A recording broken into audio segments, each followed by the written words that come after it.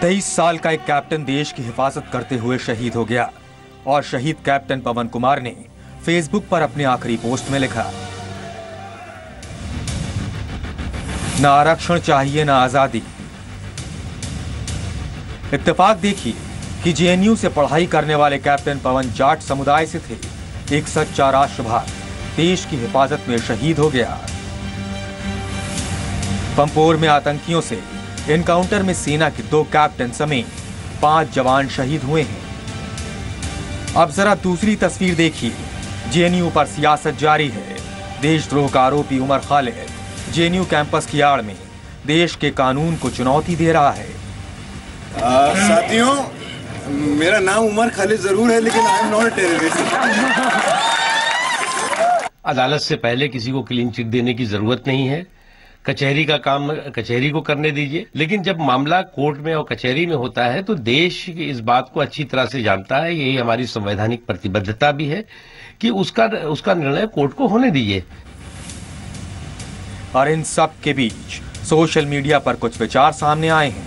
महेंद्र सिंह धोनी ने ट्विटर पर लिखा है, सरहद पर हमारी सेना चौकस रहती है। उसकी सिक्योरिटी का भरोसा पाकर ही हम बोलने की आजादी पर बहस करने लायक हैं। स्पेशल फोर्स और कमांडो के लोग भी हमारी तरह ही आम लोग हैं, लेकिन वो देश को खुद से पहले रखते हैं। क्रिकेटर गौतम गंभीर ने भी ट्वीट किया है, जेएनयू और यादवपुर यूनिवर्सिटी से बेहद चौंकाने वाले वीडियो सामने आए हैं। नेताओं को इसमें राजनीति नहीं करनी चाहिए और हम सभी को अब देश के लिए एक सुर में खड़े होने की जरूरत है। हालांकि बॉलीवुड एक्ट्रेस हुमा कुरैशी उमर खालिद के समर्थन में उतर आई हैं और इन सब के बीच सवाल यही है कि क्या देशद्रोह के एक आरोपी का समर्थन राष्ट्रवाद का मजाक नहीं है? इसी सवाल पर सबसे बड़े एनालिसिस के लिए सीधे चलते हैं अमीश देवगन के पास जी बिजनेस स्टूडियो में।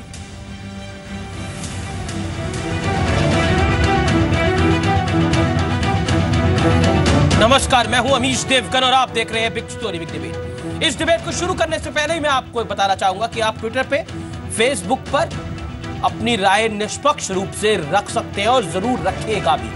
Hashtag big story big debate पर, @जी बिजनेस पर, @अमीश देवगन पर, या फिर ट्विटर पर, या फिर आप फेसबुक पर जी बिजनेस के पेज पर जा सकते हैं, अपनी राय रख सकते हैं, या फिर मेरे अकाउंट पे आके भी आप अपनी राय रख सकते हैं।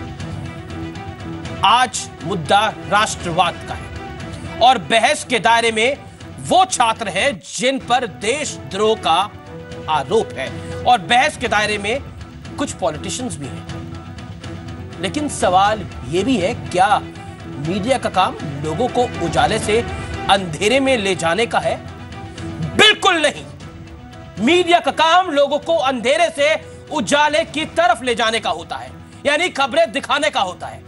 और हम यही कर रहे हैं, निरंतर करते रहेंगे, क्योंकि आजकल मीडिया में एक ट्रेंड चल रहा है। जो हो रहा है उसको रिपोर्ट करने की बजाय अपने विचार, अपने व्यूज को थोपने की कोशिश हो रही है और इस कोशिश में नए नए प्रयोग किए जा रहे हैं। खुद ही सर्टिफाइड का स्टैंप लगाया जा रहा है कि हम जो कह रहे हैं वही सही है, बाकी सब गलत है। सवाल यह भी है कि आखिर इन सब के बीच राष्ट्रवाद कहां गुम हो गया है, यानी हमारा नेशनलिज्म कहां गुम हो गया है?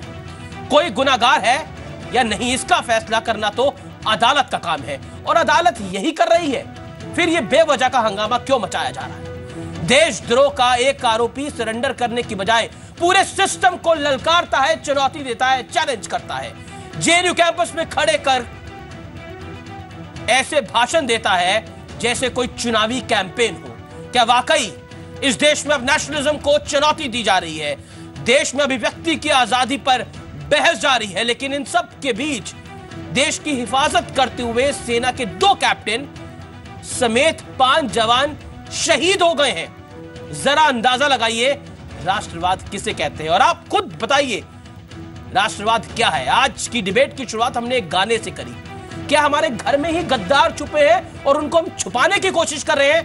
हम इतनी स्ट्रॉन्ग एडिटोरियल लाइन इसीलिए ले रहे हैं क्योंकि हम जानते हैं इस मुल्क की कीमत क्या है, इस मुल्क को आजादी कैसे मिली, इस आजादी को बचाए कैसे रखा गया। लास्ट फ्राइडे हमारी डिबेट में एक सीनियर जर्नलिस्ट ने हमारी आर्म्ड फोर्सेस पर ही सवाल खड़ा कर दिया कि इनको स्पेशल स्टेटस क्यों मिलता है। और मैं कहना चाहता हूं, उस दिन भी मैंने कहा था और आज भी कहता हूं, उनको स्पेशल स्टेटस मिलना चाहिए। जो कुछ अभय दुबे ने कहा वो गलत था, वो नहीं कहना चाहिए था, लेकिन सबको अपने विचार रखने की आजादी है। मैं इस डिबेट की शुरुआत करता हूं। मेरे साथ इस पैनल के अंदर अमित मालवीय हैं भारतीय जनता पार्टी से, अखिलेश प्रताप सिंह हैं कांग्रेस के प्रवक्ता, major general retired GD Bakshi है इस डिबेट में, राजीव रंजन है स्पोक्सपर्सन जनता दल यूनाइटेड के, एमएस बिट्टा जुड़ेंगे chairman all India anti terrorist front के, संगीत रागी हैं आरएसएस थिंकर, आलोक मेहता है chief editor Hindi outlook magazine के। तमाम लोगों का स्वागत है इस डिबेट के अंदर, लेकिन मैं चाहूंगा कि आज के डिबेट के अंदर हम किसी को ओवरलैप ना करें। मैं क्विकली ओपनिंग रिमार्क्स सबसे पहले इस डिबेट के अंदर लेना चाहूंगा भारतीय जनता पार्टी के प्रवक्ता का अमित मालवीय का। अमित मालवीय 40 सेकंड्स मैं आपके पास आता हूं। अभी तक आपकी सरकार केंद्र में है, गिरफ्तार क्यों नहीं कर पाई है उमर खालिद को? मेरा पहला सवाल आपसे ये।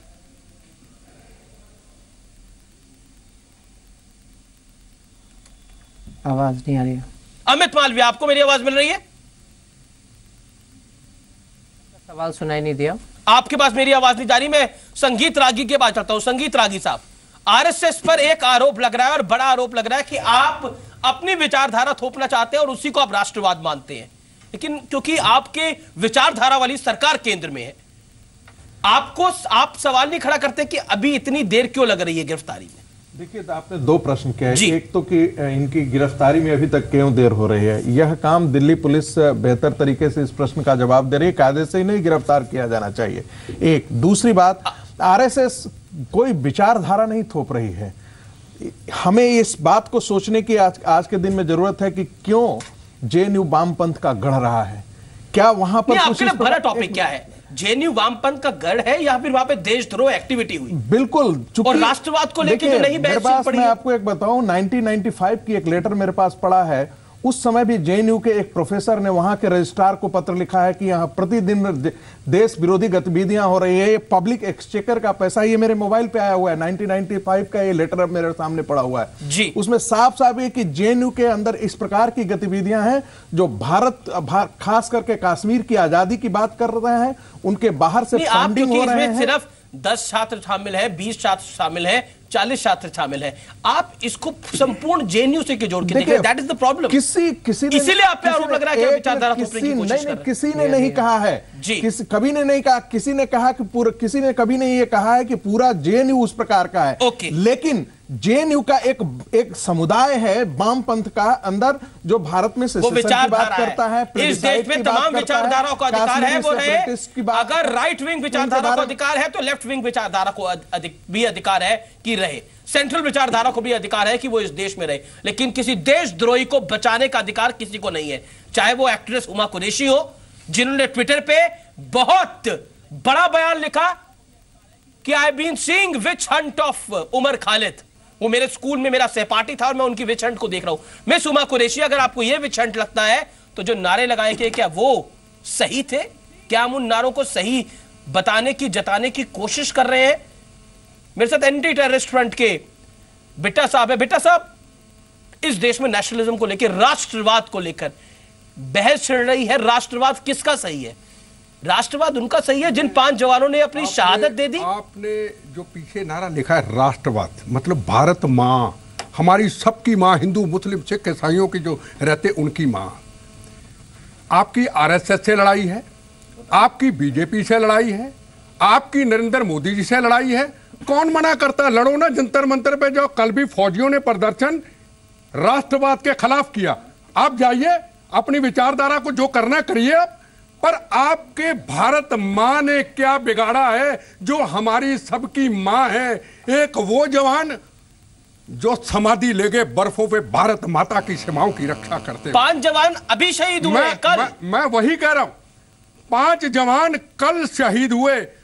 कैप्टन पवन कुमार, कैप्टन तुषार महाजन। उनकी पत्नी क्या कहती है जवानों की, मेजर की? उनकी, हमारा एक पति गया है, उनके बच्चे जब बड़े होंगे ऐसे अफजलों के बार बार बदले लेंगे, बार बार आतंकवादियों का मुकाबला करेंगे। बाप क्या कहता है? मेरा बेटा देश के लिए शहीद हुआ, मैं गर्व महसूस करता हूं। और हम राजनीतिक पॉलिटिकल पार्टियों के लोग आज बचाने के लिए आगे सरेआम नारे, भारत माता को तोड़ने के लिए नारे, अफजल घर घर पैदा करेंगे, कश्मीर को आजादी जिसके लिए जवान शहादत देते, कोई किसी को काम नहीं। ये गलत हुआ है, ये उम्र गलत पकड़ा जा रहा है।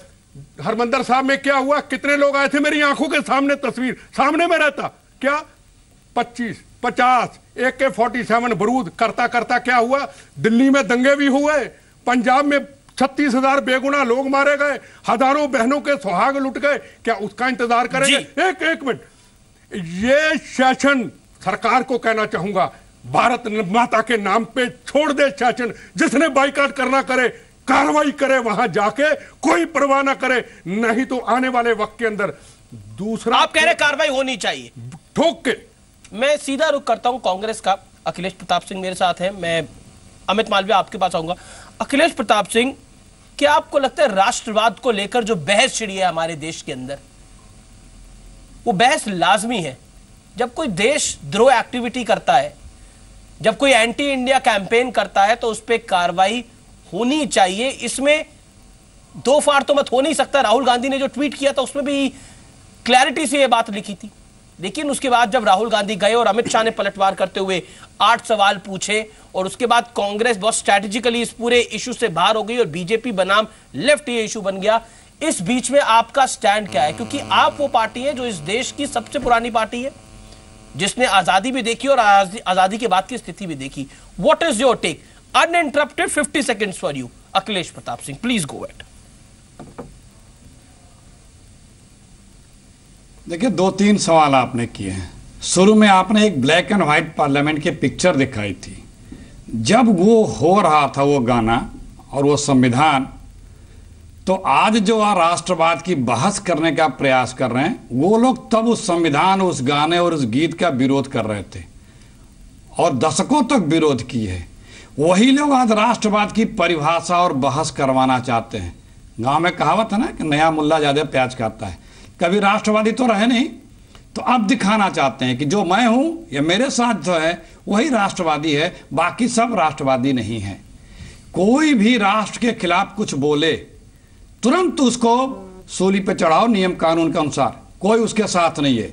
लेकिन सरकार का धर्म यह बनता है कि वो लोगों को यह भी दिखे कि सरकार फेयर गेम कर रही है। दिल्ली में लोग किसी को मारते रहे, पीटते रहे, पुलिस उनको क्लीन चिट देती रहे, और जो तमाम वीडियोज आए हैं, तरह तरह के वीडियोज आए हैं, अब तो और भी चीजें सामने आ गई हैं। इन सब चीजों को जांच लो, जो दोषी है। अभी तो कन्फर्म ही नहीं हो पा रहा, इतने वीडियो आ गए हैं, किसको सही माना जाए पता नहीं। इसको सही कौन बताएगा कि कौन सा सही है कौन सा गलत है? और अब 2 दिन से और अलग आ गया कि उसमें ये डॉक्ट्रिन किया गया। अगर ये डॉक्ट्रिन करके इतना खतरनाक बना दिया गया है तो ये तो बहुत बड़ी चीज है। पूरे देश को उन्माद में डॉक्ट्रिन से भेज दिया गया। तो ये जांच चीजें तो कोई तो करके कंफर्म बताएगा कि ये सही है, नहीं, पर ये एक बात दोषी है। बताइए, उमर खालिद पर